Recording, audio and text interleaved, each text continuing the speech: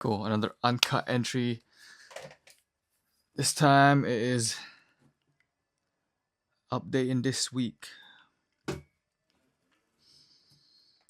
Okay, so what did I do? Last week I said that I'm gonna be doing up the denim jacket sample. That's what I did this week. I was quite surprised because I did up the patterns, and then once I done the changes on the patterns, I pattern cut, and then from pattern cutting I started sewing, and I think I did that within a day.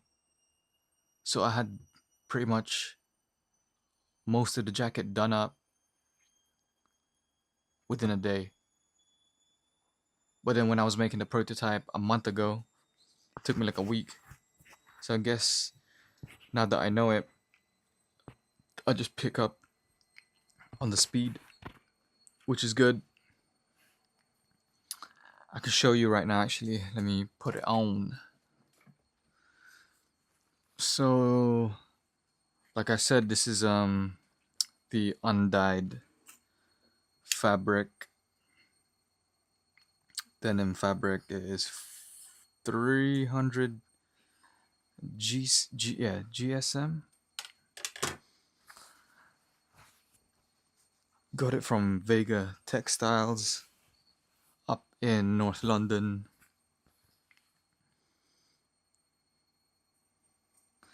But yeah, there's some adjustments that I need to do to it. I mean, I've applied the adjustments from the previous prototype, but now there's further adjustments that needs to be done. Like I need to figure out the cuff slit. So this isn't actually how it should be done. So I need to copy this reference that I have here, which is the very original sample from 2 years ago, done on a Levi trucker jacket that I also sort of bleached, lightly bleached. So there's some, how do you call it, imperfections on the color. So there's like light shades and then very dark shades and whatnot. And this is a heavier denim fabric because my machine is not industrial, so I'm trying to make sure that the fabric isn't too thick so that it doesn't, fail on me when trying to make this. So this is a lightweight denim, a lighter weight denim. What was I gonna say? But yeah, no. I need to do the cuff slits exactly like this, but I didn't. You can't really see it, but I didn't do it like that. So on the next V2 sample, I will need to update that. I've updated the curved on the back. It's more aggressive now. Don't know if you can see it. Actually, let me just take it off and show it. Boom. So I've made it more aggressive, and it follows the shape of the slogan, the Pioneers of Greatness slogan. So I'm gonna be screen printing it for a guide, and then I'm gonna hand embroider it, just like how I did it on this very sample 2 years ago.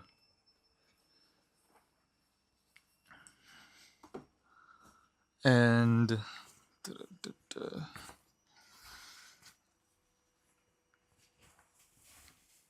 then I also decided to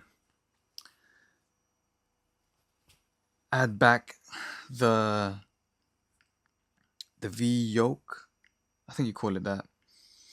So on the original, like Levi denim jacket or just denim jackets in general, they have this kind of V-shaped seam where the pocket is, and it just adds to sort of like the strengthening the front panel for movement and everyday use. I removed that on my original design to keep it minimal, but then it's too what do you call it? What's a good way to? It's too frail. You know, there's no structure to it. When you add seams like this, it adds structure to it, so it's not all like, you know, a bit mushy. And what I realized is that's what I liked about it, you know, like at the front, it's that structure. So I need to add that back in onto the next sample. And I mean, there's slight, oh, not slight, there's certain details on the one that I designed that says, okay, that's their version version of the denim jacket. I have like a curved panel here. I think I'm gonna remove the side seam because it doesn't really add much to it.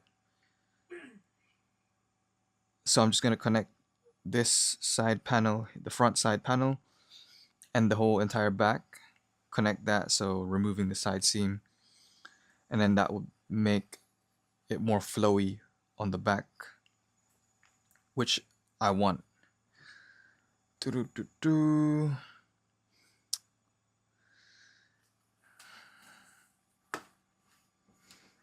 But yeah, no, the changes that I'll be adding is marked in red, as you can see on the first prototype that I sewed up.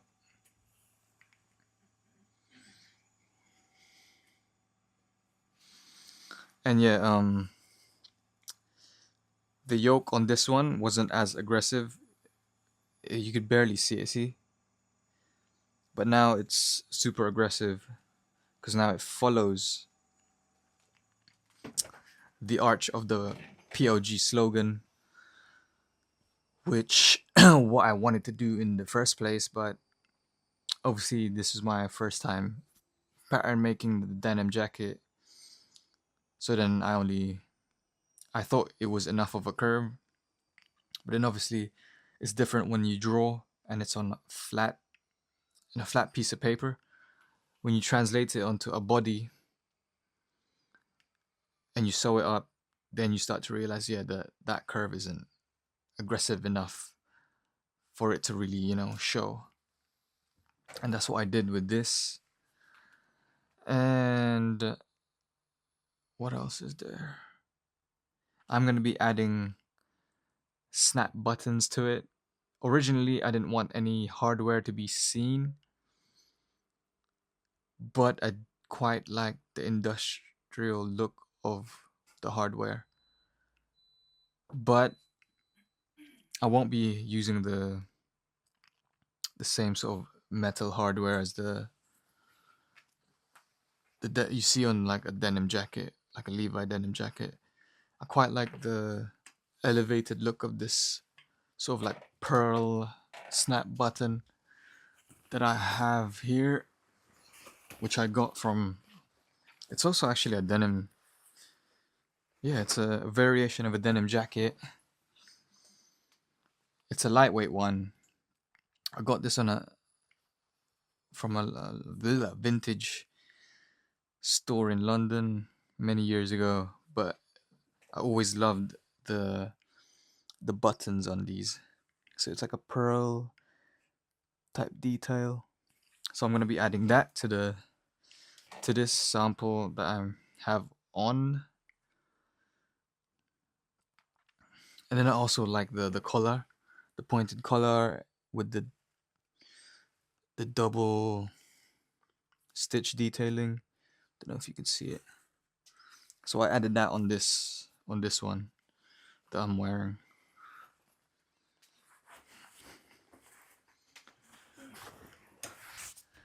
But yeah, pretty much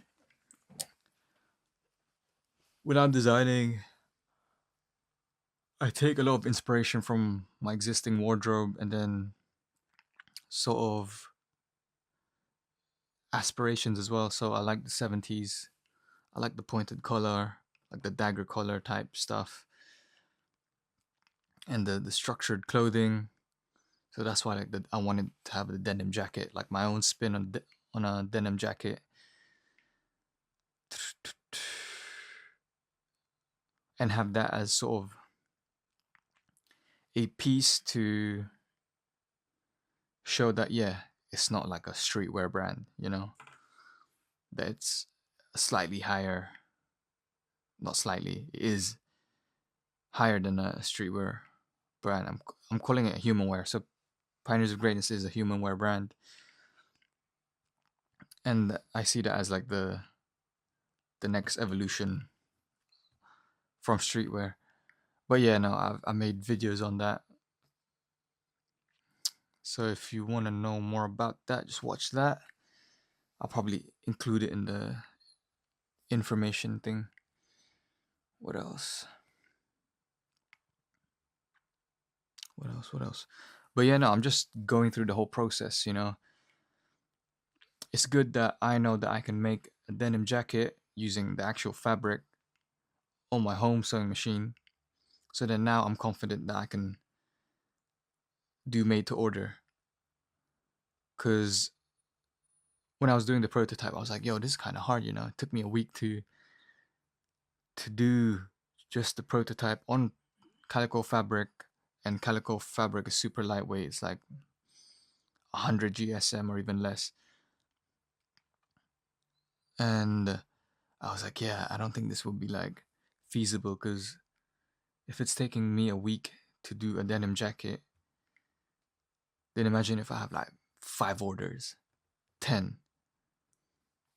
Like, that's gonna be insane to do all by myself. But now that I know that I can do it within a day, cool.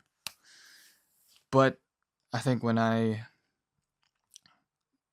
do drop it and do made to order, I'm gonna make sure that there's a 2 to 3 weeks sort of window, so you won't get the product straight away. There'll be a 2 to 3 weeks window, because it's made to order. I'm gonna have to make it within that time frame, because I would have to cut the fabric, sew the fabric, dye the fabric, add all the hardwares, and then screen print, embroider. Did I say dye? I think I did. And then obviously pack, send, whatnot. So I'm gonna give myself 3 weeks to be able to do that. And obviously, if there's multiple orders, I could always batch the things together. So like the dyeing process, I could batch that. Screen printing, I could batch that. What else?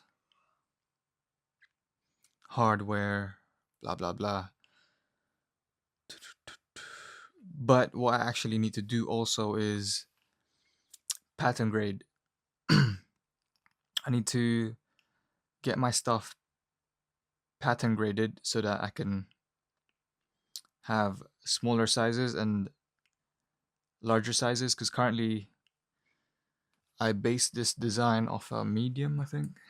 Is this a medium? Yeah, it's a medium.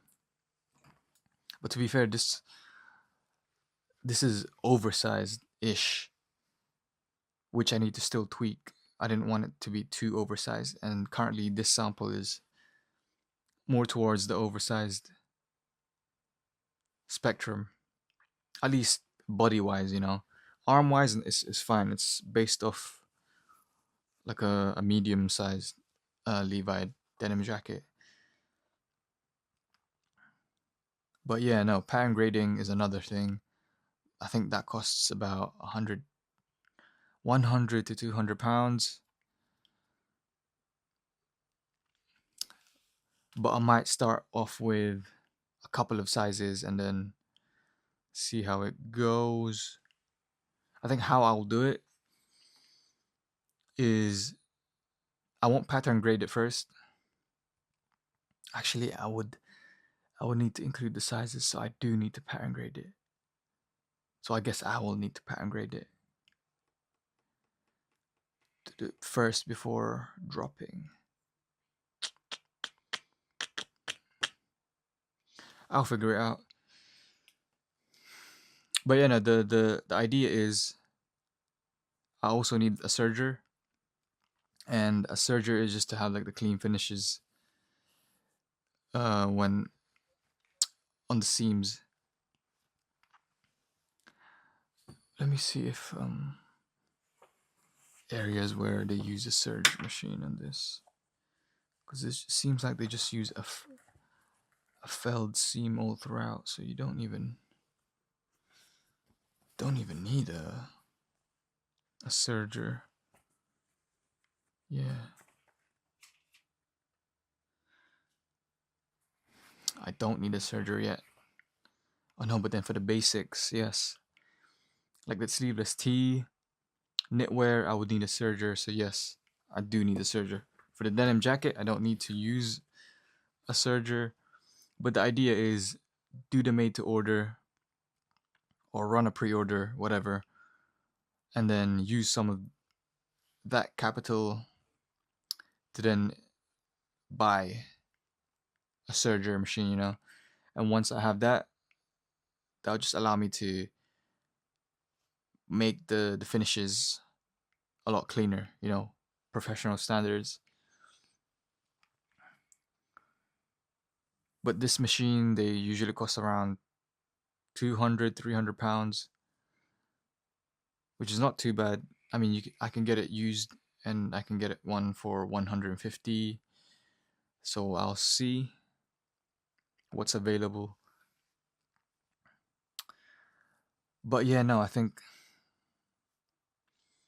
now is about just having products available, because now that I know that I can make things on my home sewing machine and I have the samples made, they fit good, they just need minor adjusting. I have a place to grab my materials from.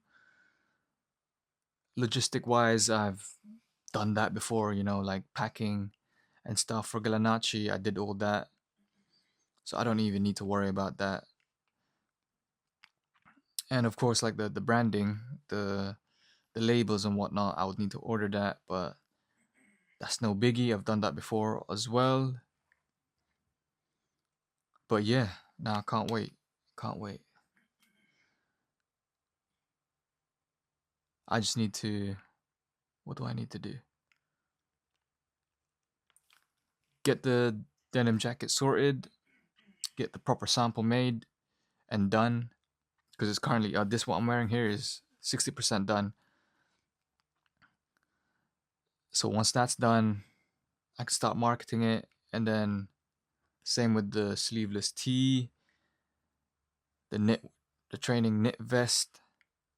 Actually, that still needs some adjustments, but I need to go buy fabric in order to make those adjustments, because it's knitwear and it doesn't really translate well when you do a prototype using calico, because knitwear is stretchy, calico is stiff. There's no room for it to stretch. But yeah, no, it's gonna be a busy rest of the month now that I'm just like, pushing through all of it. Luckily, I only have work twice a week the next following weeks, so I can just keep working on product developing for Pioneers of Greatness. Yeah, I think. What else this week? Yeah, that's all I did this week, really. Working on this denim jacket. Oh, to be fair, it won't. I keep saying denim jacket, but it'll be a lightweight denim jacket. So it's more flowy than it is like rigid. Like this is quite rigid and this is more flowy. But yeah, I think that's it from me. I don't think I missed out anything else this week. Yeah, man, I'm out.